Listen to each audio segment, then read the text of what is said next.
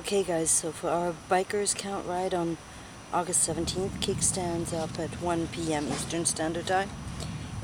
We all want to look the same. So we'll all wear black shirts with, surprise, with white crosses. Either these, I'll have these made up. They're in the works right now. We can buy them at cost. Or if you want to do it yourself, you can make these.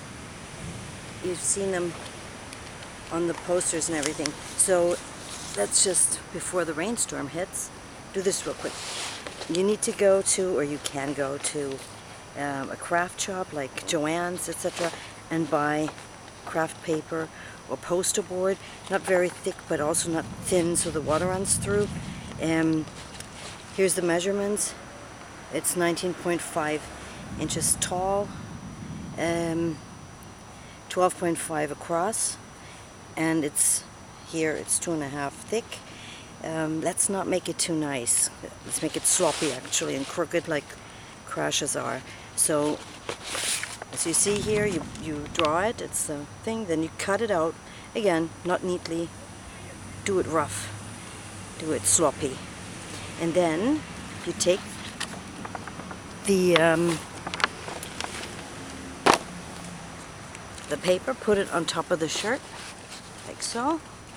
Make sure it starts where the neckline ends, right here at the seam. So it's nice and high up. That way the cross goes across the shoulders. And then you take the spray can, like a cheapo will do, like this, and you just spray it. And then of course once you're done with that, you take it off, let it dry. You hear the thunder in the background. I'm rushing to get this done. And you have shirts. Make as many as you have t-shirts. You can go to Salvation Army and buy them, like for $1. It's really nothing.